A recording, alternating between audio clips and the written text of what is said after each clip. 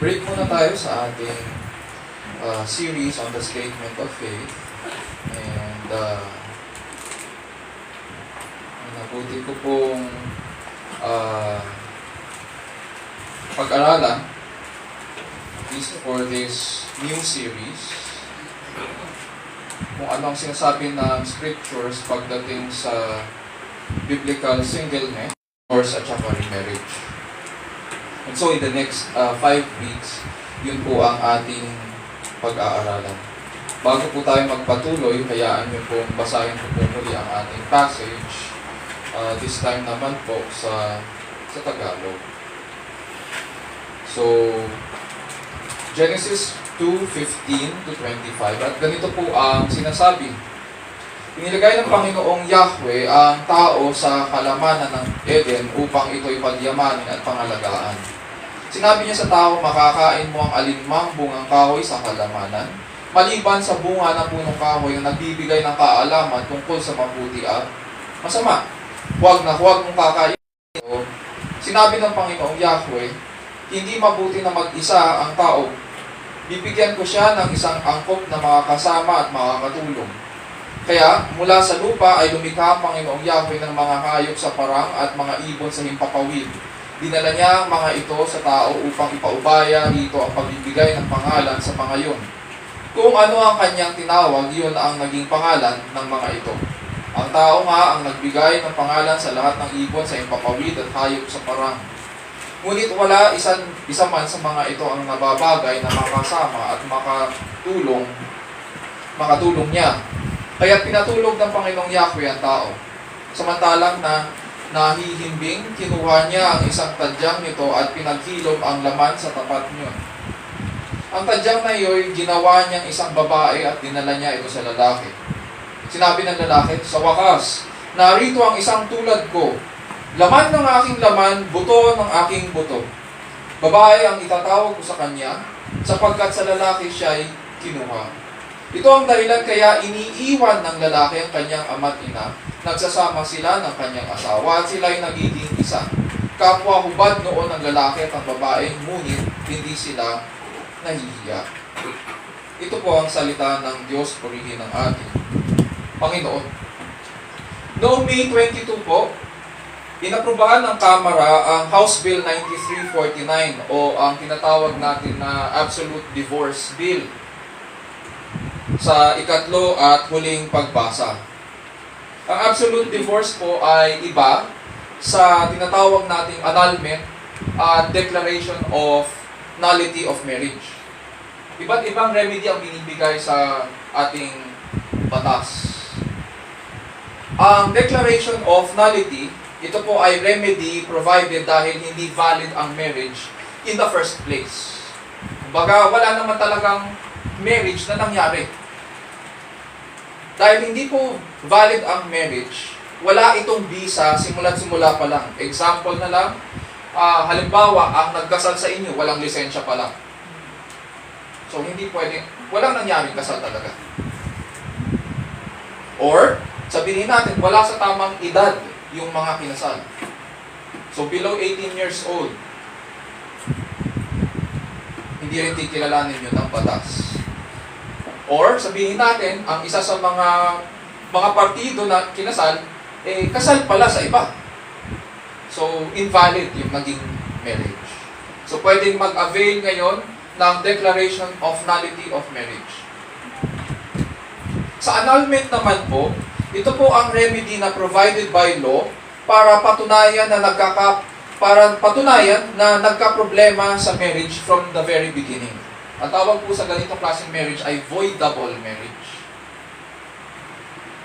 Ang pumapasok dito ay ang mga marriages na maaaring mapawalang bisa, tulad ng kinasal sa edad na 18 to 20 years old pero walang consent mula sa magulang. Yun, voidable yun.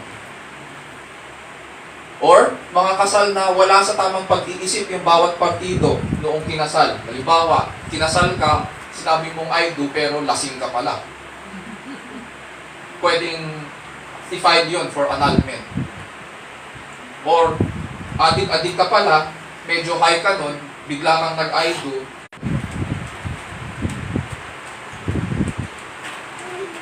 Or, bigla mong nalaman pala na yung asawa mo pala ay mayroong criminal conviction. Hindi mo nalaman ng simula pa lang. So, hindi niya sinabi yun sa'yo. Later on mo na lang nalaman na meron pala siyang criminal conviction. Nung bigla na lang may pumasok sa bahay niyo at hinuhuli na siya. Pwedeng i-file yun for annulment. Kasi from the very beginning, may problema na sa pag-I-do niyo or sa yung expression of your will to enter into marriage. Or, alam natin to at pinagtatawanan natin to, nakikita natin sa pelikula. Kapag tinutukan ka ng shotgun sa leeg, bawal po yun. Hindi matutuloy hindi pwedeng sabihin na valid yung kasal na yun kasi merong grave coercion. Bawal po yun. So yun yung declaration of nullity of marriage at saka annulment. Pero sa absolute divorce po, layon nitong ipawalang bisa ang isang valid marriage. Valid. Lahat ng qualifications na meet. Na-consummate din ang marriage.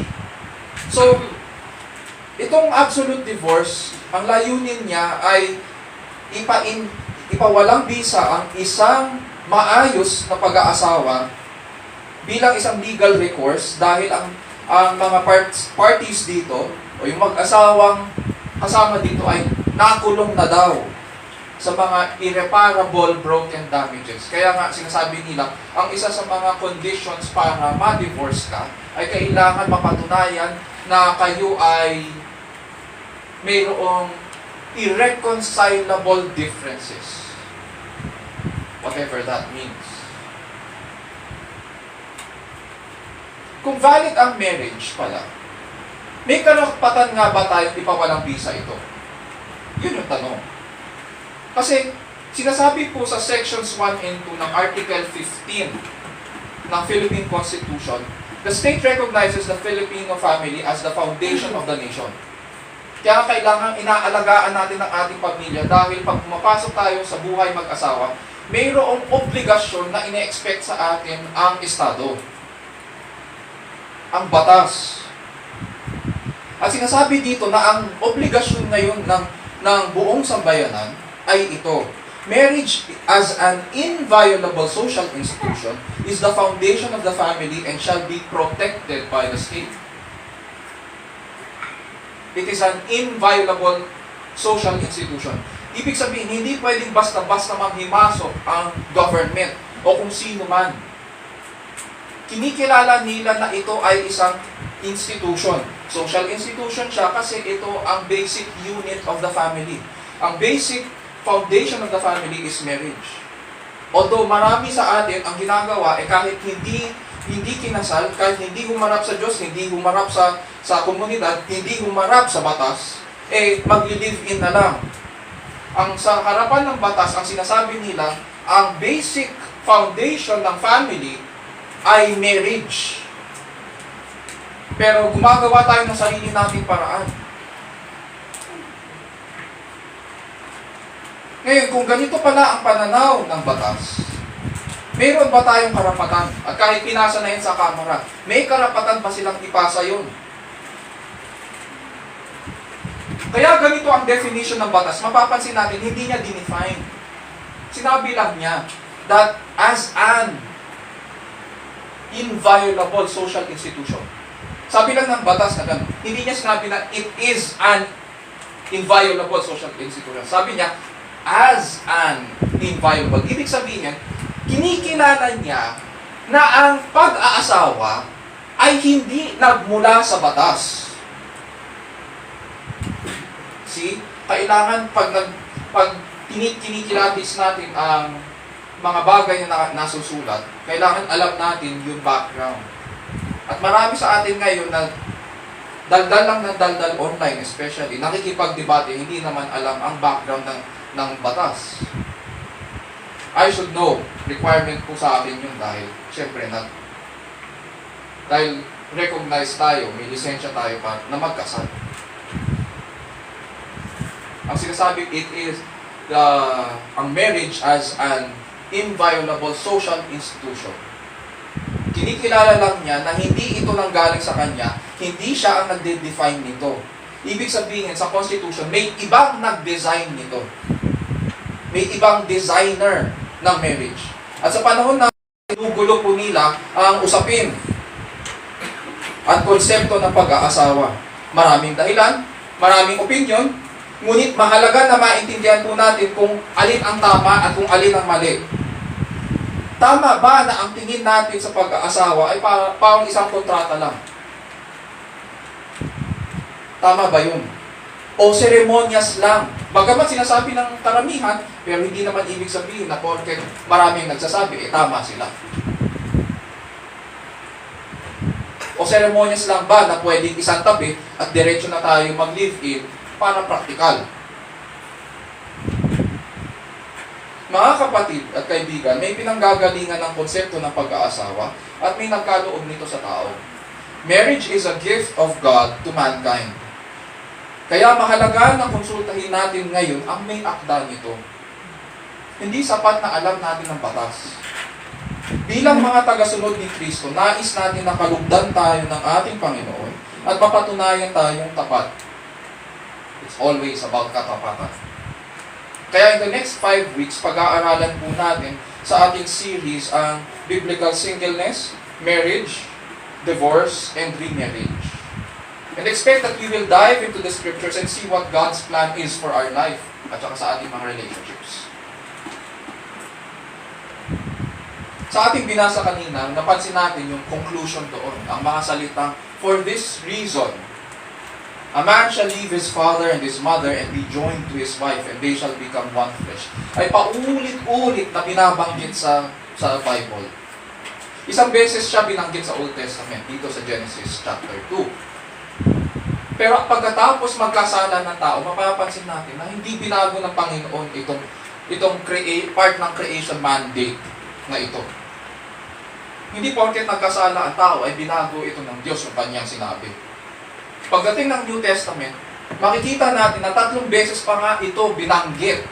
And all of these passages, at binanggit din ito ng Panginoong Jesus, referencing ang Genesis chapter 2. Makita yan sa Matthew 9:5, sa Mark 10:7-8, at saka kay Apostol Pablo sa Ephesians 5:31, which we will be studying next week. And so, lagi nilang binabalik-balikan itong Genesis chapter 2. Ibig sabihin, may blueprint po ang Diyos sa maayos na pagsasama ng mag-asawa. Hindi ito parang trial and error na kailangan natin hulaan. Kaya lang ang nangyayari sa buhay natin, hula tayo ng hula, nagta-trial and error tayo kasi hindi natin sinunod yung original design. Sa kamangmangan po natin, ganun ang ginawa natin sa buhay pamilya, sa buhay mag-asawa. And so, hindi kailangan na maging trial and error, hindi kailangan hulaan kung ano ang larawan ng isang good and God-glorifying marriage. God has a blueprint for a good marriage, and He has revealed it in His Word. And so, sa umagang ito, panalangin ko po na sa pag-aaral po natin, ay makilala natin ang Diyos. Lito man tayo dahil sa dami ng boses sa mundo ito at sa mga pagsubok na ating nararanasan, nawa matutunan nating panghawakan ng salita niya at bigyang prioridad ang pakikinig sa Kanya. Upang makilala natin siya at mahanap natin ang kasiyahan ng ating kaluluwa sa Kanya. Sa harapan ng Diyos, sa ilalim ng kapangyarihan ng Diyos, para sa kalwalhatian ng ating dakilang Diyos. So sa umagang ito, tanungin natin ang scriptures. What is God's intention or blueprint that makes for a good marriage? What is God's intention or blueprint that makes for a good marriage? Dito sa ating passage sa Genesis chapter 2 verses 15-25, may 3 characters tayong makikita. Ang unang character ay Diyos, tapos si Adan, o lalaki, at si Eva, yung babae. At kakatapos lang po lalangin ng Diyos si Adan at nilagay niya ito sa hardin ng Eden. Sabi dyan, "Then the Lord God took the man and put him into the garden of Eden to cultivate it and keep it." May responsibilidad si Adam. alagaan niya at ingatan ang hardin. The Lord God commanded the man, saying, "From any tree of the garden you may eat freely, but from the tree of the knowledge of good and evil you shall not eat, for in that day that you eat from it you will surely die." So, ang Genesis chapter 2 po ay hindi separate creation account sa Genesis chapter 1, kundi supplement ito, support po ito sa chapter 1. Sa chapter 1, ang focus po ay ang creation of the heavens and the earth. Samantalang dito sa chapter 2, ang focus po ay nasa paglalang ng Diyos ang tao. Unang mapapansin natin dito sa verse 15 ay yung paggamit ng covenant name ng Diyos. Sabi dyan din, the Lord God, Yahweh Elohim, na nagbibigay diin sa kanyang pag-ibig sa tao, na siya ang Diyos na nakikipag-usap sa tao, siya ang Diyos na nais maging malapit sa tao. Na tulad sa isang kaibigan, nakikipag-fellowship siya. Saan ka nakakita ng ganitong Diyos na nais maging malapit sa atin?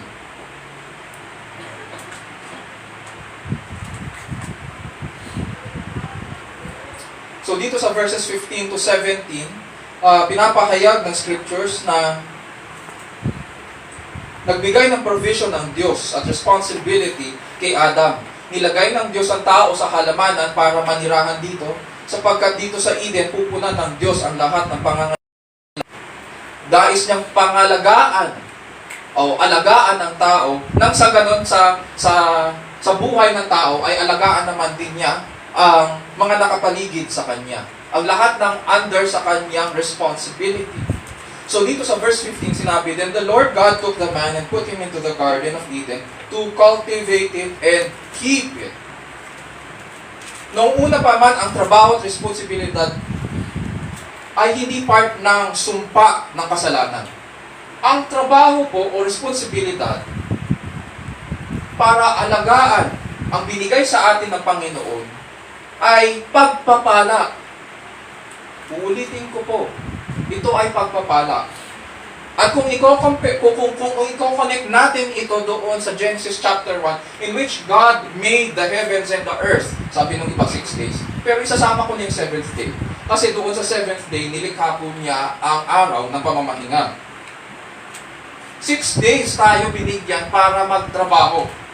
Doon sa ikapitong araw, doon inilaan niya yun para sa kanyang sarili.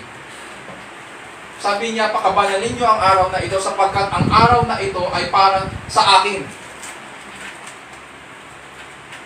And so, hindi dapat ginagamit yung araw na yun, yung araw ng pamamahinga, para sa paggawa ng mga bagay-bagay para sa atin o para sa ating pamilya. Yung araw na yun ay para sa kanya at araw ng pagsamba yun, araw ng pamamahinga sa kanya. Ano ngayon ang tungkulin ni Adan? 6 days. Anong gagawin niya? He is expected to cultivate. Ang salitang cultivate dyan ay to dress, to serve. Aayusin niya, pagagandahin niya ang hardin. Bakit ganun? Sapagkat ang magpapatubo nun ay Diyos. Siya, taga-gupit lang, taga-pitas, taga-tanggal ng mga patay na dahon. Ganun. Hindi siya ang magpapatubo. Diyos ang magpapatubo. Tapos sabi to keep it. Sa original language, may connotation ito na maging vigilant, maging mapagmasid, maging parang isang security guard. Bantayan mo ang hardin. Yun yung ibig sabihin doon. Parang dito pa lang may sinasabi na ang Diyos kay Adan na magbantay ka. Mukhang may nagpapalak na pumasok dyan. Pakita natin sa Genesis chapter 3 kung ano yung pumasok doon, di ba? Yung ahas na nagsasalita at kinausap ang babae. Verse 16, "The Lord God commanded the man, saying, From any tree of the garden you may eat freely, but from the tree of the knowledge of good and evil you shall not eat. For in the day that you eat from it, you will surely die." Sinasabi dito ng Diyos na magagampanan lang ni Adan ang pangangalaga at pagbabantay ng hardin kung buhay siya at nami-meet yung physical needs niya. Ganito kasi ang consequence ng pagsunod. Pag sumunod ka sa Diyos, buhay ang pinag-uusapan dyan. Imi-meet ng Panginoon ang lahat ng pangangailangan mo para magampanan mo ang responsibilidad mo. Pero pag hindi ka sumunod, ano daw ang consequence? You will surely die. Sa original language, pwedeng sabihin, dying you shall die. Patay ka na, dahan-dahan kang mamamatay. Sa mata ng Diyos, patay ka na. Doon ka patungo. Ang kamatayan po sa Bible ay hindi kawalan ng buhay. Ang kamatayan po sa Bible ay pagkawalay sa Diyos. Malayong-malayo sa Diyos. At ganun ang warning ng Diyos kay Adan. Kaya kailangang manatiling buhay si Adan. Nais ng Diyos na ibigay ang lahat ng kailangan ni Adan para mabuhay siya at maluwalhati niya ang Diyos. Siguro naiisip natin, dalawa yung puno na nandiyan. Yung pinagbawal, at saka mayroon pang ibang puno, at saka kasama doon sa gitna ng hardin, yung punong kahoy ng buhay.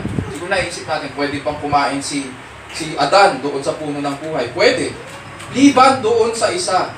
Huwag kakain sa bunga na mula sa puno ng kaalaman ng mabuti at masama. Kaya pinagbawal yun sapagkat doon makikita natin ang kalooban ng Diyos. Ayaw niyang mamatay ang tao.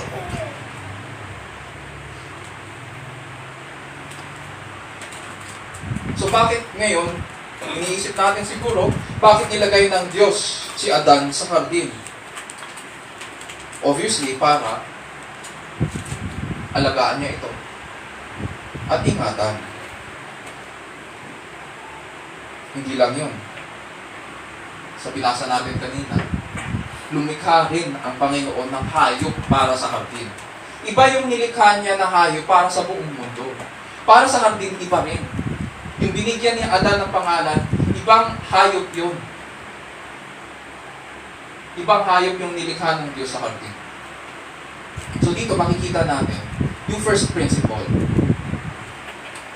What is God's intention or blueprint that makes for a good marriage? Number 1,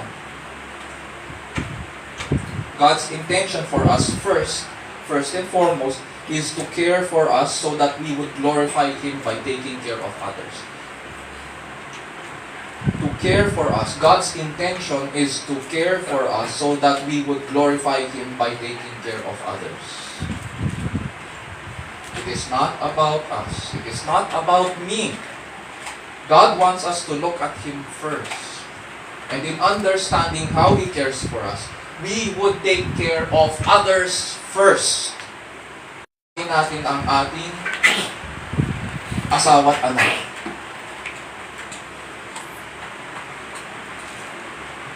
Ang tendency po natin ngayon ay tignan ang pag-aasawa at ang pagpapakasal na parang tao lang ang nag-imbento nito. Paulit-ulit natin sinasabi sa ating isipan na kontrata o papel lang ito o seremonyas lang ito. That this is just a social or legal contract or social or legal construct na maaaring gawin ng dalawang tao ang gusto nilang gawin. Sila ang masusunod. Kapag naisip natin na magsama, di gumawa tayo ng kasunduan para magsama tayo. Ganun sa batas. Kailangan yun. Kasi kailangan meron kang ebidensya na kayo ay mayroong relationship or transaction na sa isipan ng Diyos, ito ay isang tipan.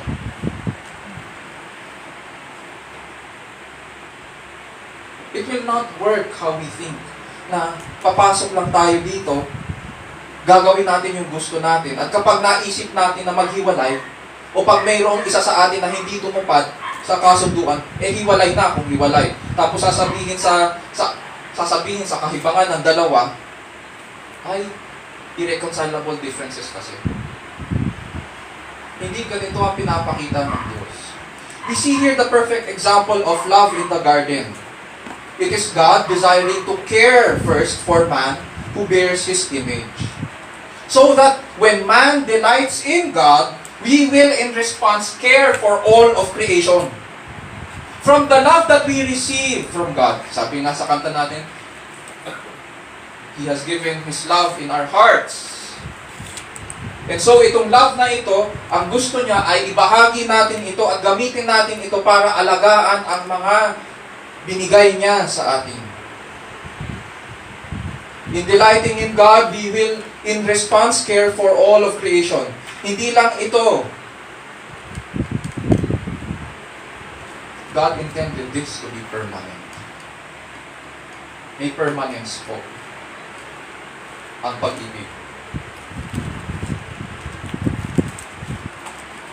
Ang pag-aasawa po ay hindi lang po tungkol sa inyong dalawa. Parang ang dami kong kina-counseling ngayon. No? Habang ginagawa ko ito, naiisip ni Jovi. Hindi lang tungkol sa atin, hindi lang tungkol sa inyo ang pag-aasawa. Unang-una ito ay tungkol sa Diyos. At sa lahat ng dumadaan sa akin, sa marriage counseling, ang unang-unang prinsipyo na sinasabi ko, marriage is not about you. It is about God. And your objective is supposed to glorify God first. When you enter into marriage. Yun yung tungkulin natin. This is about God, na nagbigay ng lahat ng pangangailangan natin upang pangalagaan tayo. Sa binasa natin, naunang likhain ng Diyos ang mga tala sa langit. Naunang likhain ng lupa, mga punong mamumunga at halaman para may makain tayo. Naunang likhain ang mga hayop para mayroon tayong maalagaan. At pagkatapos nito, binigyan pa siya ng matitirhan at trabaho na palawakin ng Eden.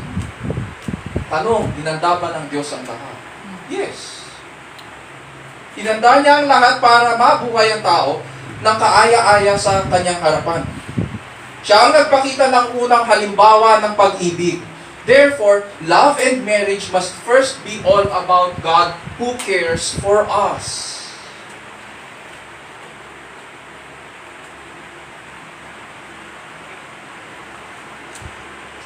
Sa pag-asawa, may other party. Ang other party ay Diyos. Other party sa marriage relationship. Siya ang nagpupuno ng pangangailangan ng babae, ng lalaki. Siya ang tumutulong sa kanila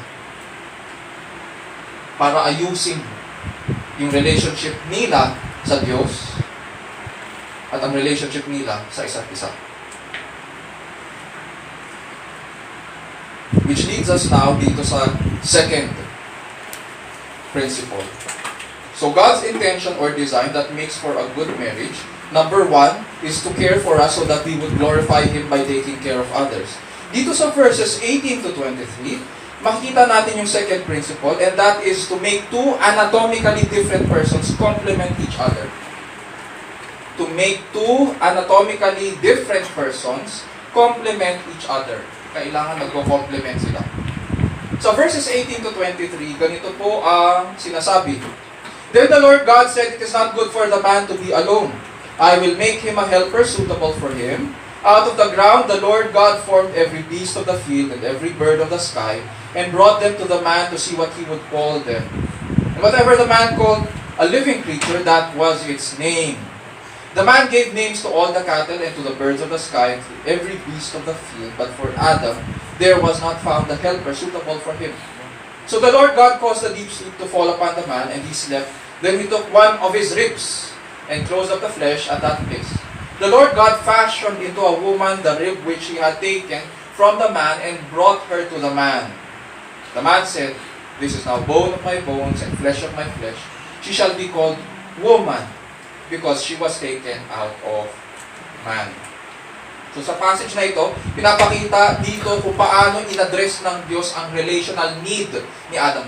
Iba't iba mga needs natin, pero dito makikita natin yung focus ay doon sa relational need ni Adam. Sabi ng Diyos, it is not good. For the first time, since Genesis chapter 1, lahat na sinabi ng Diyos, and it is good, it is good, it is very good.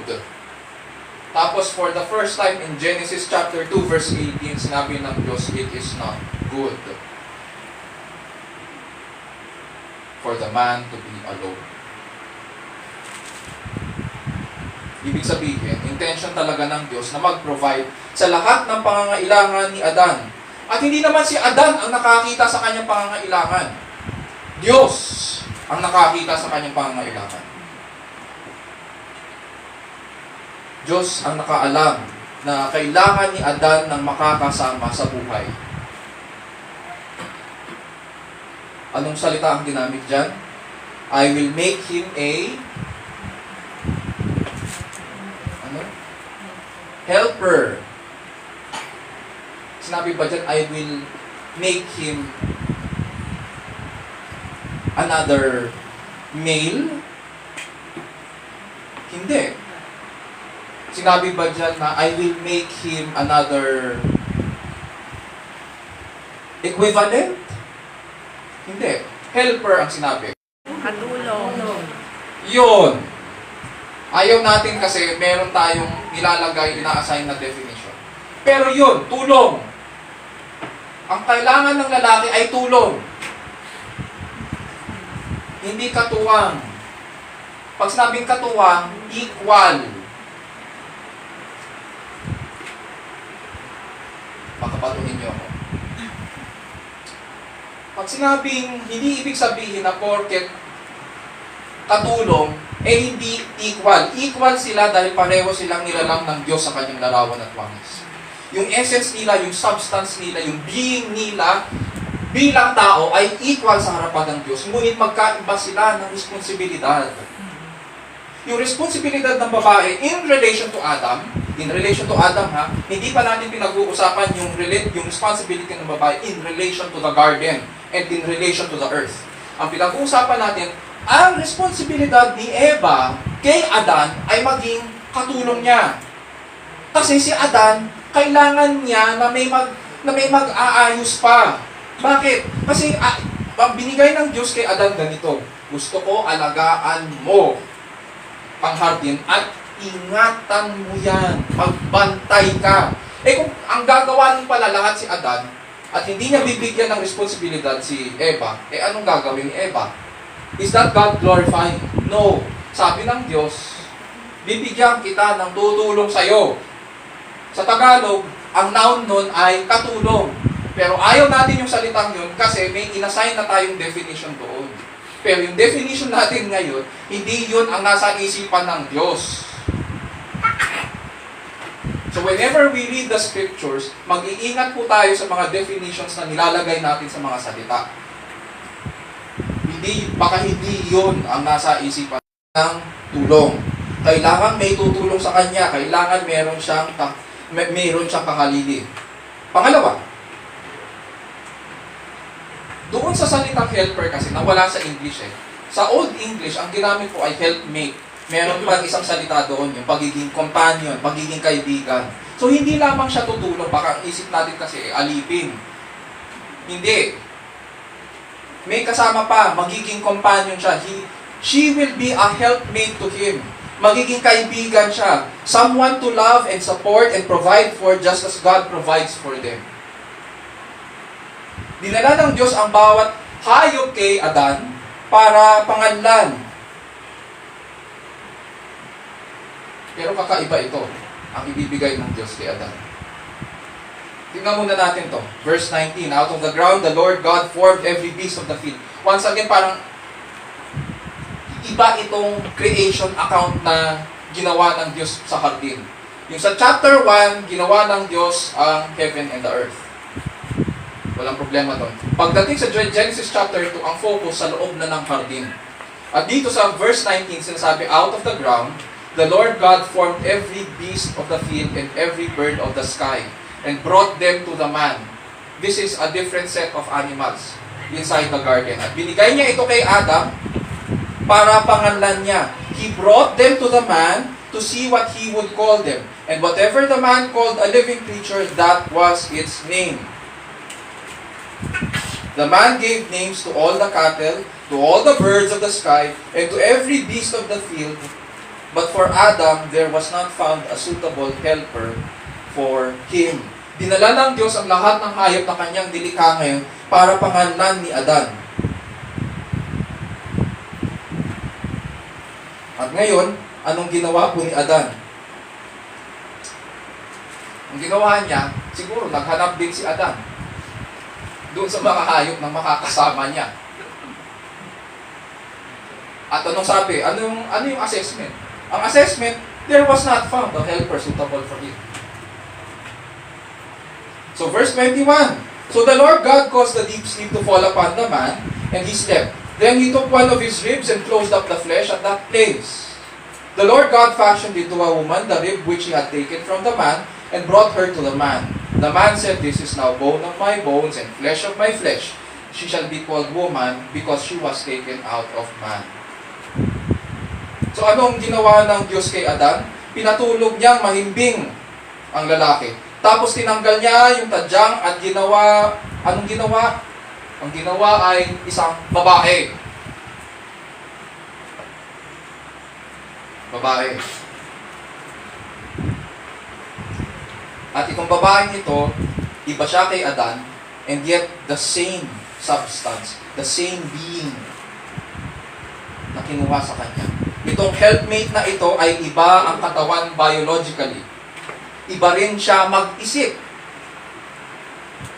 Iba rin siya emotionally. At iba rin ang responsibilidad niya sa harapan ng Diyos. At dinala ng Diyos ang babae kay Adan para panganlan. Kaya nga nagbago ang pangalan ng babae at nakukuha niya ang pangalan ng lalaki. Anong tinawag sa kanya ni Adan? Kahit ang laki ng pagkakaiba nila, niloob ng Diyos na magkaisa pa rin sila sa pag-alaga sa isa't isa at pagpapalago ng hardin. Ang tawag po dito ay biblical complementarianism. Nagko-complement ang babae at lalaki.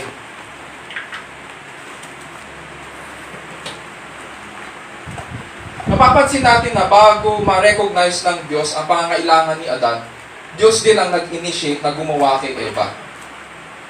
Sinasabi dyan sa ating passage, then Yahweh Elohim said.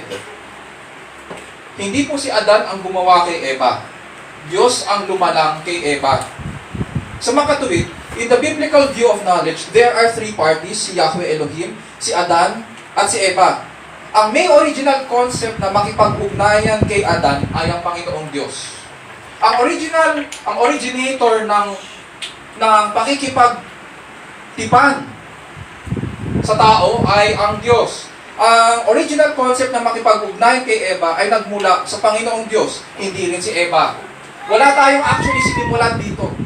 Nilalang lang tayo ng Diyos. At ang lahat ng bagay, pati yung relationship natin sa Diyos, ay nagmula sa Kanya. Siya ang may idea. At ang may original idea para pagsamahin silang dalawa ay mula sa Diyos. Hindi tayo.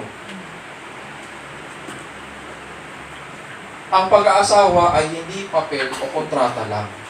Ito ay isang tipan na galing sa Diyos. Ang pag-aasawa ay kaloob ng Diyos sa tao at nagmula ito sa isip ng Diyos. Siya ang may akda, tagatanggap lang po tayo ng mga mabubuting bagay mula sa Kanya. Sa panahon natin, ang dami nating naririnig na kwento sa ating paligid to the point na nakakalito po ang usapin, especially pagdating sa romantic love at saka marriage. Ay, napaka-romantic niya. Mga lalaki naman, pag nag-usap, ay, napaka-sexy niya. Everything revolves around sex and romance. Sex and romance crazy. Dagdag pa natin dyan yung peer pressure. Ang tendency ng mga tao ngayon ay hanapin ang feeling ng pag-ibig. Feeling ang hinahanap natin. At nagmamadali dahil napapansin nila na ang mga kaibigan at pinsan ay may BF at GF na. Sabihin nyo sa akin, hindi. Hindi kayo nape-pressure pag nakikita nyo mga kaibigan nyo ay may bit-bit-bit-bit. Good for you.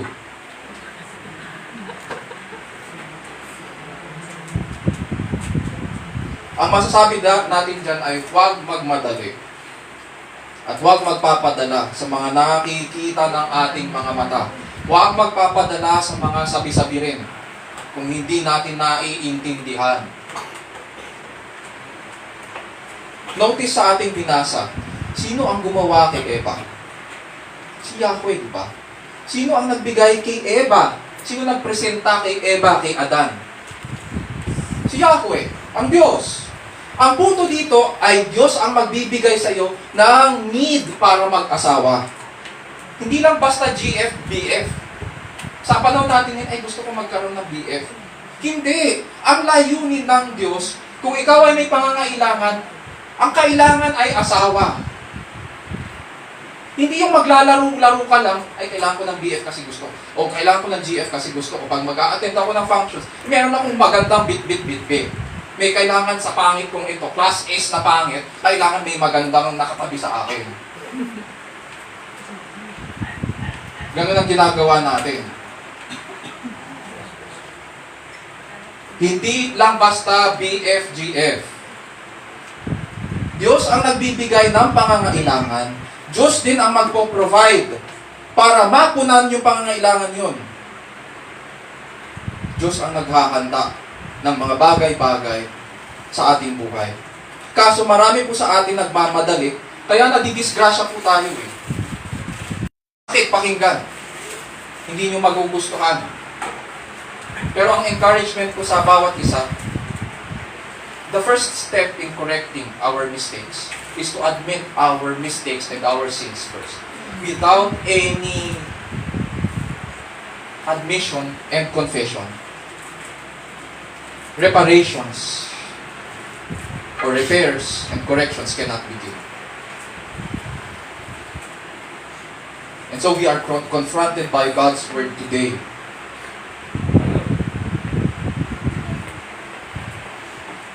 Huwag nagmamadali. Kaya nagpapatong-patong ang mga problema natin dahil sa ating pagmamadali. Kung hindi naman pinagkaloob ng Diyos na magkaroon ng pangangailangang mag-asawa, huwag tayong naglalaro at nag-e-experiment din sa sex. Kasi ang sex ay huwag magpapadala sa mga kaibigan, huwag magpapadala sa mga pinsan. Kailangan matuto po tayong makinig sa tinig ng Diyos sa Kanyang salita. At nandito ang Kanyang kalooban. Nandito ang Kanyang design para sa mabuting pagsasama ng mag-asawa. Sa panahon naman natin ngayon, hindi lamang romantic sex at saka peer pressure ang problema. Pinag-uusapan din ang problema tungkol sa pornographic romance and homosexuality. Bakit? Pastor, bakit magkasama yun? Ganito kasi yan. It is said na ang tumatangkilik ng pornography at LGBT ay similar ang hinahanap. Similar ang hinahanap nila. Sa pornographic romance, ang lalaking manonood ay naghahanap ng babae na lalaki kung mag-isip. Para mapunan ang sexual na pangangailangan niya. At ang babaeng manonood naman ng pornographic romance ay naghahanap ng lalaki na babae naman kung mag-isip para mapunan ang romantic needs niya. Ganun ang nangyayari. Diba? Ngayon, sa LGBT, ano naman? Sa LGBT, ang hinahanap nila ay kapareho nila biologically, psychologically, intellectually, and emotionally para mapunan ang kanilang sexual and romantic na pangangailangan. Lalaki sa lalaki, babae sa babae. Yung hinahanap ng mga nanonood ng pornography at saka homosexuality ay similar, pero in terms of doon sa design ng Panginoon, lumihis na sila sa design, sa original design ng Diyos. Ang problema sa dalawang ito ay pansarili lang ang orientation nila. It's all about me. It's all about my needs. It's all about my wants. Kaya maghahanap ako ng katulad ko. Kahanapin ko yung kasing equal ko mag-isip. It's about my self-centeredness. It's about me. However, as early as Genesis, klaro dito sa unang aklat ng Bible kung ano ang kasarian ni Adan at ni Eva. Magkaiba po sila. At ganito sila dinisenyo ng Diyos na mag-ibigan at lumago sa kanilang relationship. Magkaiba sila mag-isip, magkaiba sila emotionally, magkaiba sila intellectually, magkaiba rin sila sa mga pananaw. God required them to give themselves away in the fulfillment of their needs. Sapagkat dito malalaman ngayon kung ano ang pag-ibig. Ang pag-ibig naman ay hindi lang, o sige, sinagot na kita. O sige, halika na. Date na tayo. Wala sa, ang tunay na pag-ibig ay ganito. Ang kasiyahan mo ay kasiyahan ko. Uunahin ko ang pangangailangan mo. Uunahin kitang alagaan.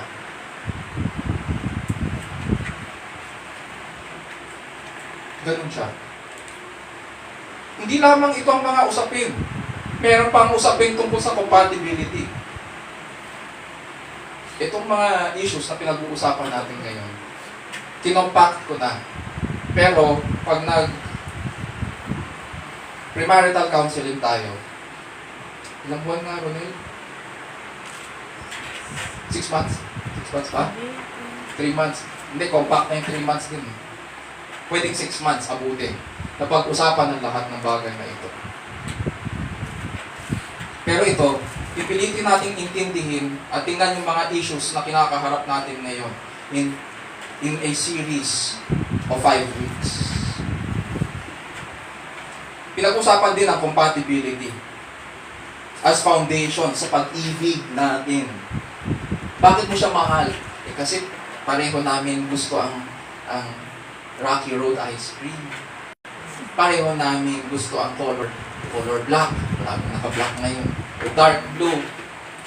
Compatible kayo, ganun na. Kasi gusto namin na nag-i-Enchanted Kingdom. Mahilig kami kumain. Mga ganyang bagay.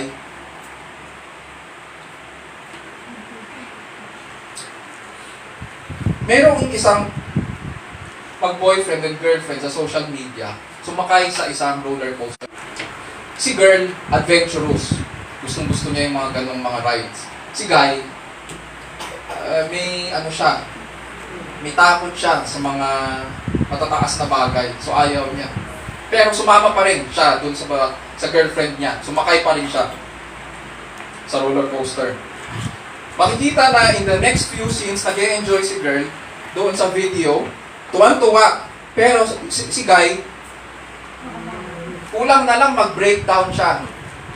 At habang nasa tuktok sila, bilang sigaw ng lalaki, ayoko na sa'yo, break na tayo. Sinigaw ng lalaki.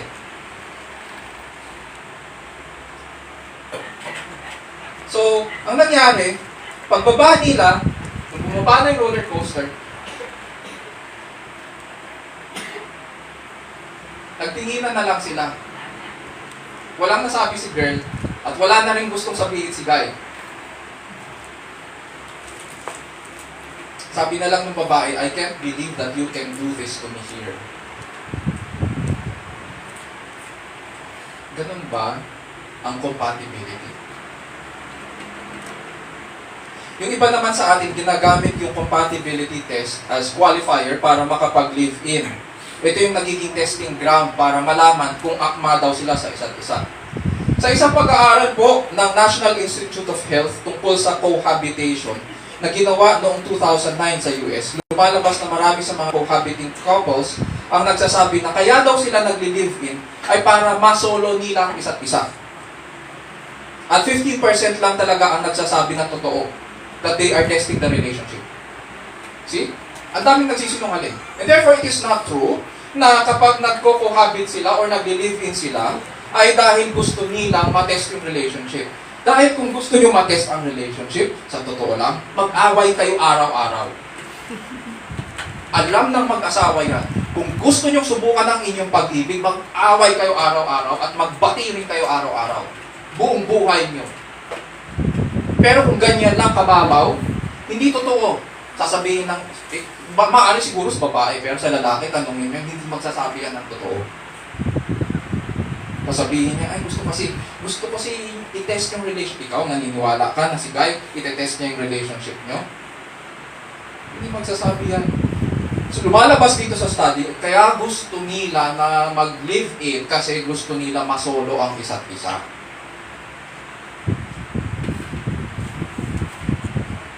Practices. At ginagaya natin. Akaso, ganito. Magkaiba po ang compatibility at saka complementarity. Or pagiging complementary. Hindi issue sa Bible ang compatibility. Napansin niyo, si Adan at si Eva magkaiba. Magkaiba sila ng pag-iisip, magkaiba sila genetically or biologically, magkaiba sila. Magkaiba rin sila ng responsibilities, emotionally, magkaiba rin sila. Pero pinagsama sila ng Diyos. At sinabi sa kanila na kayo'y magkaisang laman. Pinagsama niya ang magkaiba. Tapos ngayon sa panahon natin, ang pinaglalaban natin, mga irreconcilable differences, napakababaw naman natin.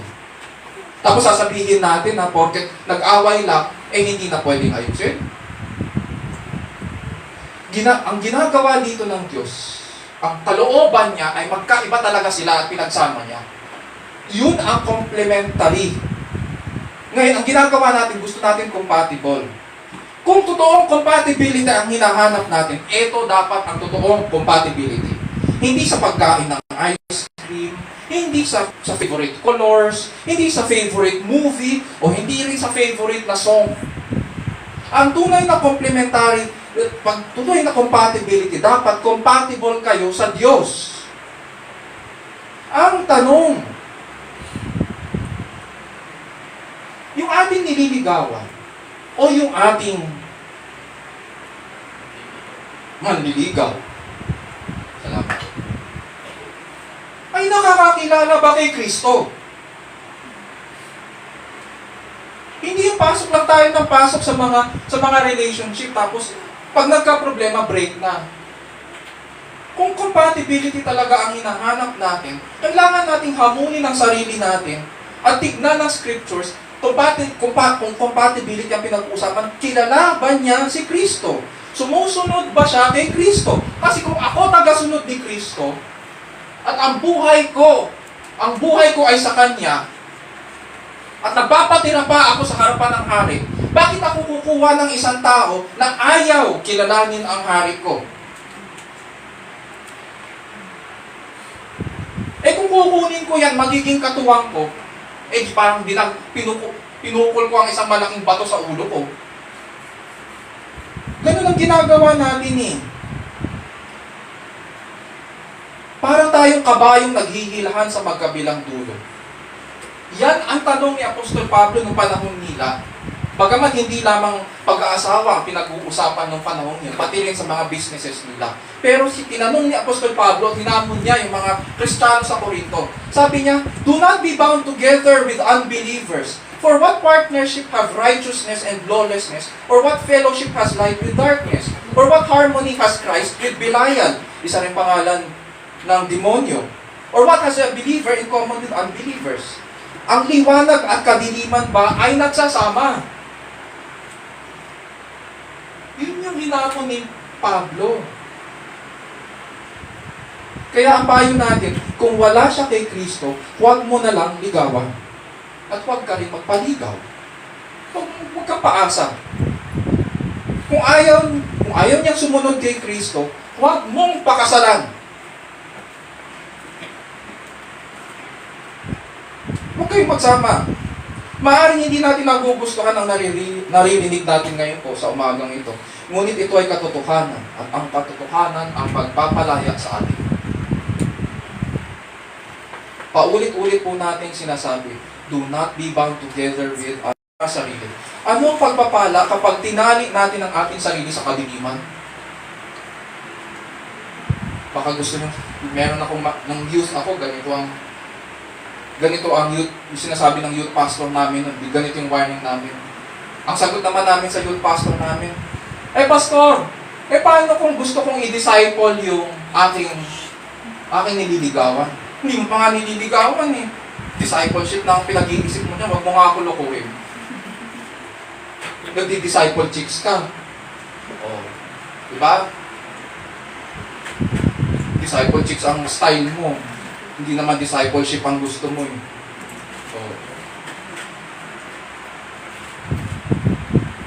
So ang tanong sa atin, bakit mo isusugal? Itong buhay natin ay, dahil tayo nakakakilala kay Kristo, ang buhay na binigay sa atin, itong buhay na ito, na ating natatamasa, ay mula kay Kristo. Namatay siya sa krus para ibigay ito sa atin.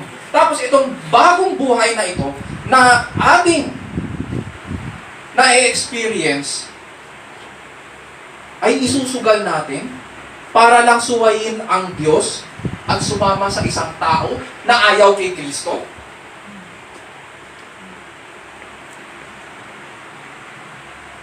Kasi, ang claim natin, mahal ko na siya eh.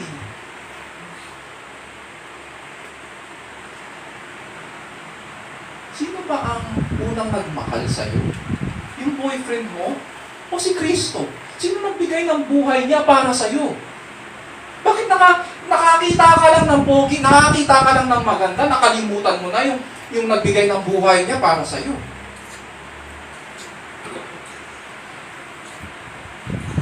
Huwag ganun. Mag-iingat po tayo sa mga ganitong bagay. On the other hand, ito naman ang good news. Kung pareho sila kay Kristo, kahit anong incompatibility pa yan na meron sila, kahit magkaiba sila ng ice cream, kahit magkaiba sila ng kulay, kahit magkaiba sila ng cartoon characters, yung isa Hello Kitty, yung isa Doraemon, walang problema yan. Any incompatibility, kaya nilang pagtagumpayan yung mga bagay na yan sapagkat si Kristo ang kasama nila sa kahit anong pagdaanan nila. Which leads us now to verse 24.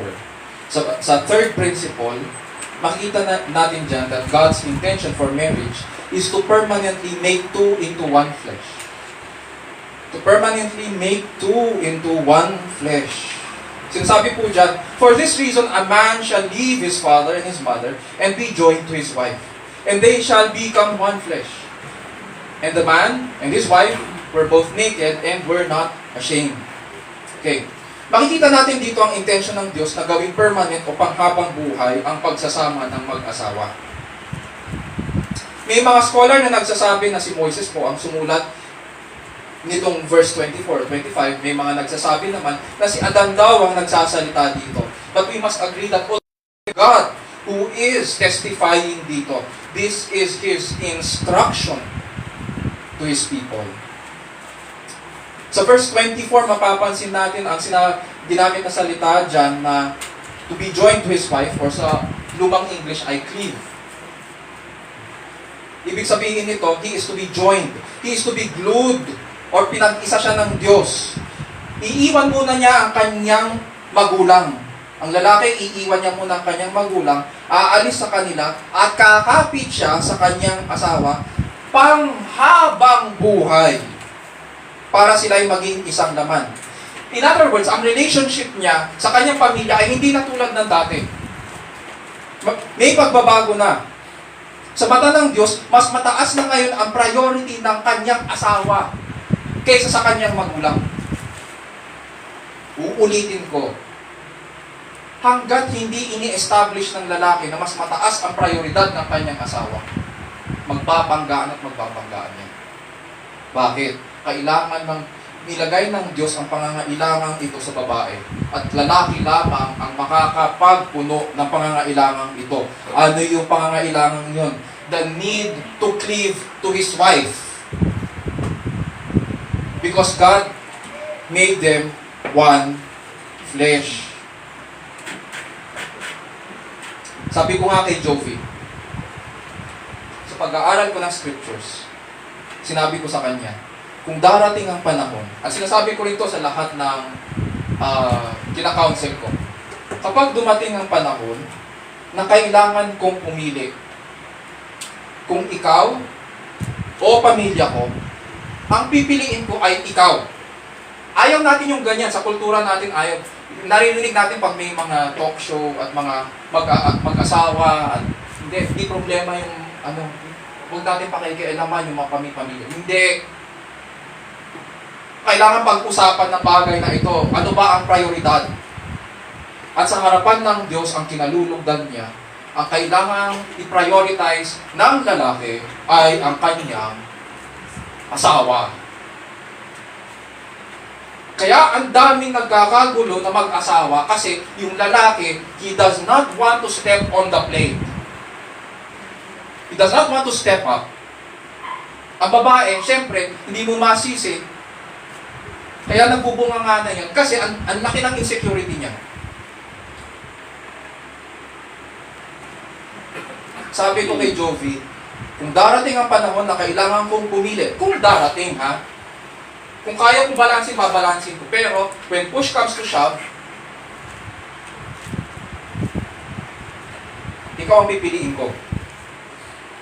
Ikaw ang aking kaisang laman. Hindi ang mga kapatid ko, hindi ang magulang ko. Ikaw. At may ilang beses na rin na nasubukan na. At alam niyo na rin yung kwento namin. At sa mga pagkakataong yun, na nasubukan ito, siya pa rin ang pinili ko. At pinagpala naman kami ng Diyos. Yung mga relationships na nagbago, yung mga relationships na nagkaroon ng lamat, ni-restore naman din ng Panginoon. So the man shall be joined to his wife. Pagkatapos gumawa ng Diyos ng isang babae at ilapit ito sa kanya, ano po ang sinabi ni Adan? Nanahimik lang ba siya? Hindi. Sabi po niya, sa wakas, narito ang isang tulad ko, laman ng aking laman, buto ng aking buto. Babae ang siyang itatawag ko sa kanya sapagkat sa lalaki nagmula siya. Nagandaan siya.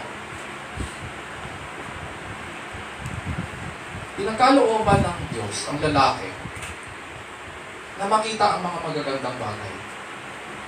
Ito hindi maintindihan ng mga babae.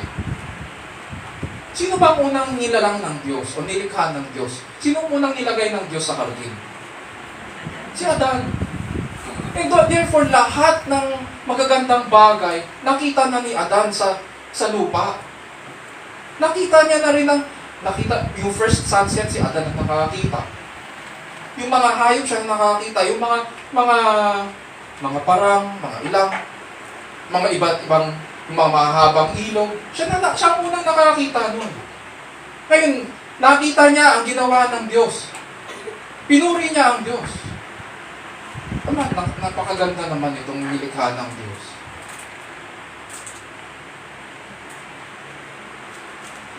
Kasi ang problema natin, nakokorrupt kasi.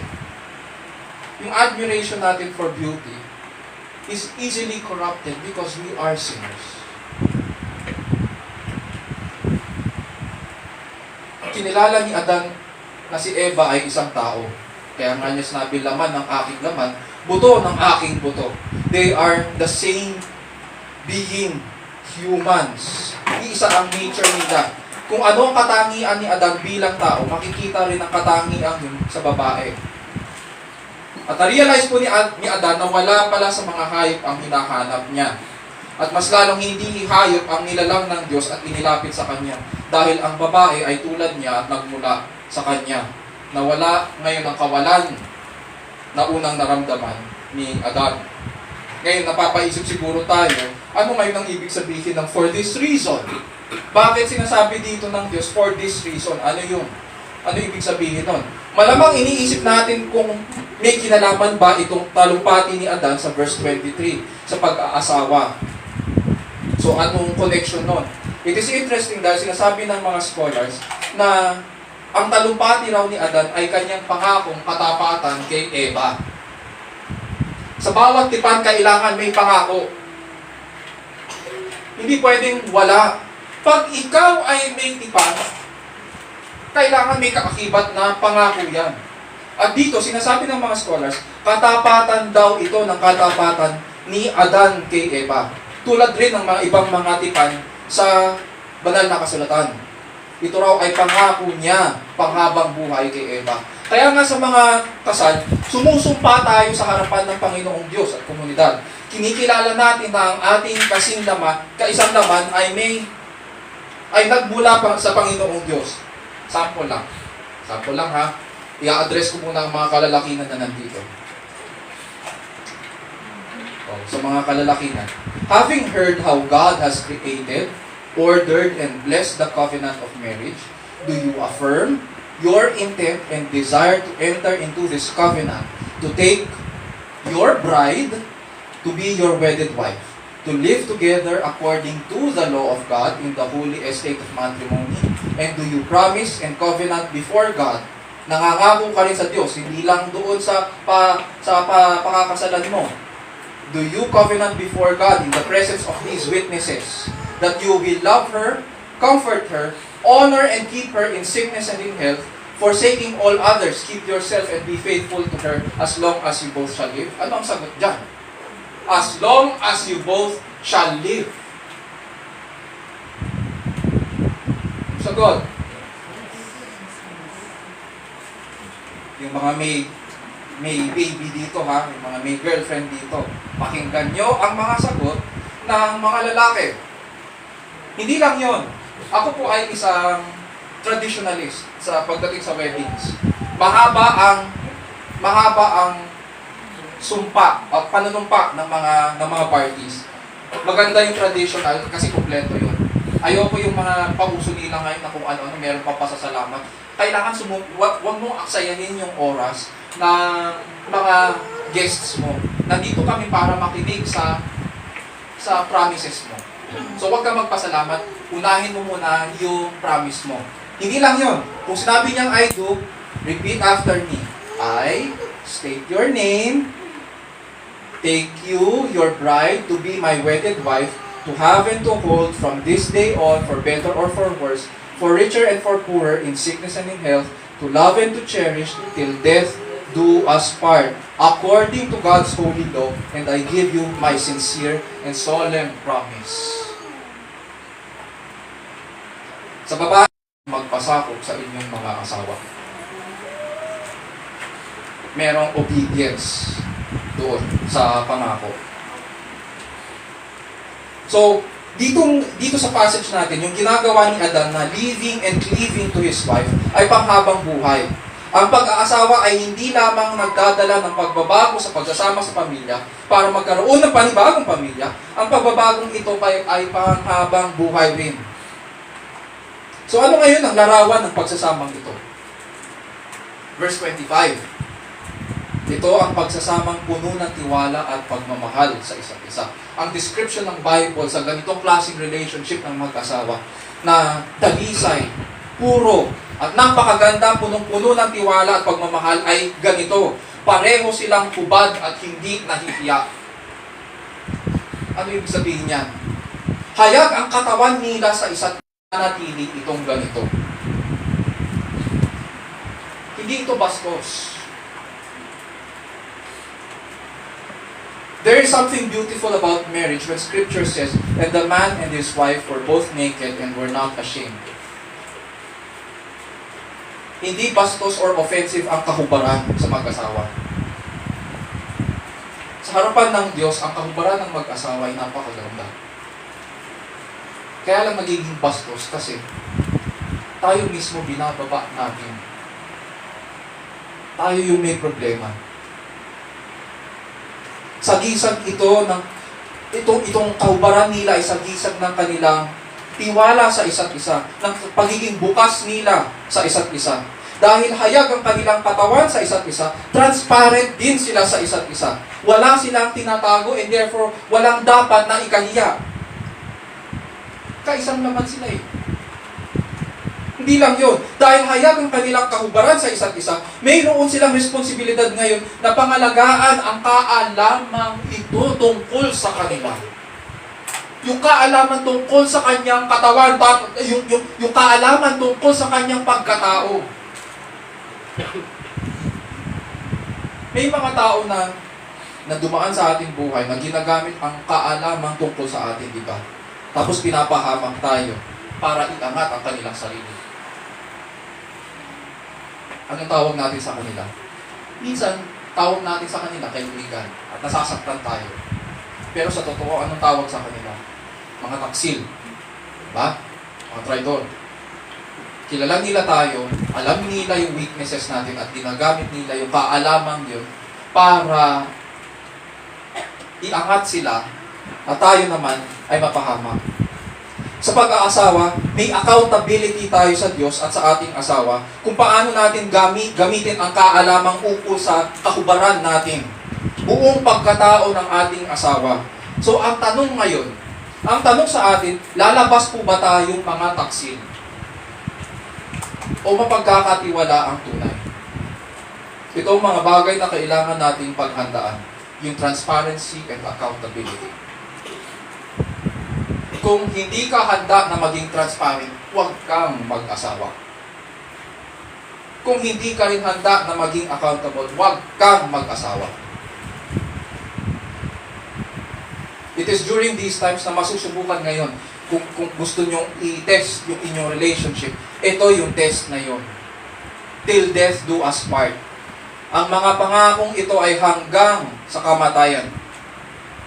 Kasi hindi naman para sa, ang pangako natin sa isa't isa, ay hindi naman para sa happy times eh. Marami sa ating iniisip, ay mangangako ako kasi feel ko okay na kami, ganyan. Masaya ako ngayon kasi kakasal ako, ganyan, ganyan. Ganda-ganda ko, ang gwapo-gwapo ng aking asawa, ng aking baby, ganyan, ganyan. Tapos mangangako kayo kasi ang sarap-sarap ng feeling. Hatakin muna kita pababa. Kaya kayo nangangako sa isa't isa ay dahil darating sa inyong buhay mag-asawa, na masusubukan yan. At sa oras na masubukan yan, yung inyong relationship, matatandaan mo ba ang pinangako mo? In sickness and in health, for richer or for poorer, till death do us part. Kaya nga sinasabi ko, itong mga gumagawa ng divorce bill, hindi alam ang mga pinagsasasabi nila. Ang design ng Panginoon sa marriage ay panghabang buhay. Yung mga pangako na binitawan natin ay panghabang buhay yun. Hindi pwedeng sirain yun ng basta sino-sino. Kasi humarap kayo sa Diyos. Nangako kayo sa harapan ng Diyos, tapos sisirain yun. Naisip nyo lang? Hindi pwede yun. We are just so wrong sa iniisip natin. The purpose of the I do sa mga promises natin is tested kapag nahihirapan ang mag-asawa. Siguro naisip natin, hindi ba alam, pastor ng Diyos, na magkakaganito ang tao, na magkakaganito ang mag-asawa? Mga kapatid at kaibigan, sa karunungan po ng Diyos, alam niya na mahuhulog sa kasalanan ng tao. Alam niya na maraming problema kakaharapin ang mag-asawa. At sa gitna ng mga problemang ito, asawa sa kanya. Kaya nga siya yung third party. Hindi kayo lalapit sa inyong kaibigan. Hindi rin kayo lalapit sa inyong mga magulang at isusumbong yung asawa nyo, ichuchuchu nyo. Ang unang-unang lalapitan natin kapag nagka-problema ang mag-asawa ay Diyos. At ang kanyang salita. Paulit-ulit kong sinasabi sa mga kinakasal ko. Kung kailangan yung tumakbo kayo sa salita ng Diyos. Doon kayo lumapit, doon kayo tumakbo. Huwag kayong lalayas sa inyong bahay. Huwag niyong lalayasan ng asawa niyo. Hindi katulad ng pinanood natin na rewind. Lalayasan niya asawa niya. Para sa kanyang ambisyon. May sinabi po si Gooding at saka si Lennox, mga scholars, tungkol sa klase ng pag-ibig na kaaya-aya sa pagsasama ng mag-asawa. Pakinggan lang natin sila. Sabi nila, ngunit ang pag-ibig sa pagitan ng lalaki at babae ay dinisenyo ng Diyos upang maging higit na mas mataas na bagay kaysa pagtatalik upang makabuo ng mga anak. Ang pag-ibig ay hindi lamang meeting of intellectual, emotional, or physical attractions, kundi isa rin itong desisyon ng kalooban or decision of the will. Nakakahulugang nauuna ang mga pangangailangan at pagnanais ng ating minamahal. Uulitin ko, nauuna ang mga pangangailangan at pagnanais ng ating minamahal bago ang ating mga sarili. At ganap na katapatan upang ang ating babae, ibinahagi ng Diyos ang kanyang kagalakan ng paglikha sa kanila. Hindi siya nagpatuloy sa paglikha ng mga individual sa mundong ito. Ngunit binigyan niya sila ng kakayahang magkaanak upang magdala ng mga bata sa mundong ito. Sapagkat nais ng Diyos na malaman nila ang kasiyahan at responsibilidad ng pagkakaroon ng mga anak at ng isang pamilya. Kaya nga ang mag-asawa ay natututong maghintay. Natututo tayong magpasensya sa gitna ng mga suliranin. Natututo tayong magpatawad sa mga tampuhan. Natututo tayong magpigil sa ating mga bibig. Natututo tayong ibigay ang ating sarili para sa ating mga minamahal upang mas lalong magkaisa. Sa bawat araw na pagsasama at pagbibigay nila ng kanilang buhay sa isa't isa, nahuhubog ngayon ang mag-asawa sa larawan ni Kristo. Ang ganitong klaseng pag-ibig sa buhay mag-asawa ay nakita rin natin. Saan natin ito nakita? Saan natin ito unang namalas? Mga kapatid, nang unang ipadala ng Diyos Ama ang kanyang anak, pinapahayag sa atin ng scriptures na kahit si Kristo ay Diyos, hindi siya nagpumilit na manatiling kapantay ang Diyos. Sa halip ay kusa niyang binitawan ang karapatan niyang ito at namuhay na isang alipin. Ipinanganak siyang pangkaraniwang tao, nagpakababa kung nasaan ang estado natin, doon siya bumaba. Mula sa kaitaas-taasan, bumaba siya sa ating kalagayan.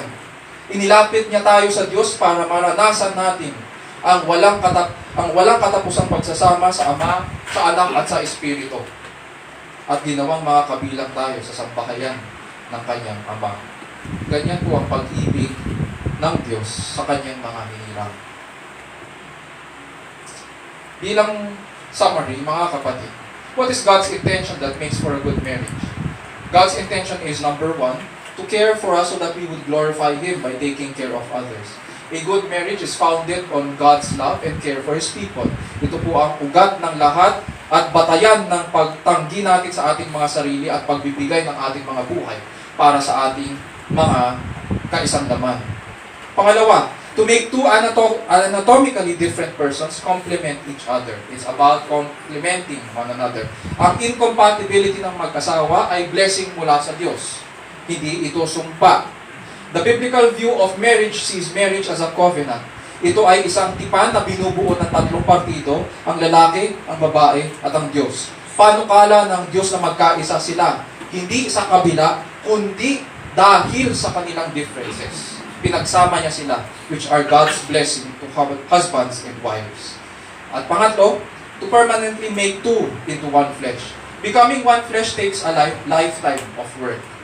Lifetime niya.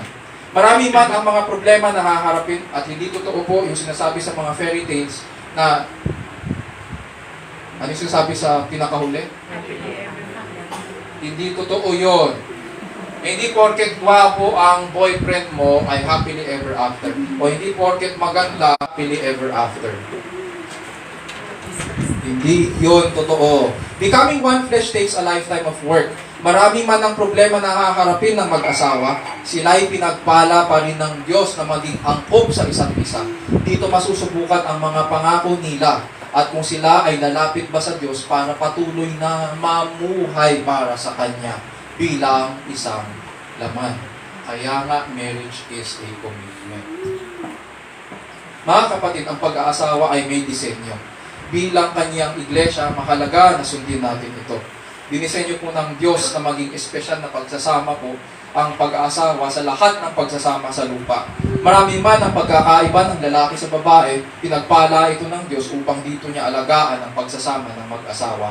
Ang pag-aasawa ay sagrado sapagkat Diyos ang nagkaloob dito sa atin. He gave it to us so that we would glorify and enjoy Him by loving and caring for our spouses and for our families. God is the author of marriage and has established its purpose from the very beginning as part of the created order for man's happiness here on earth.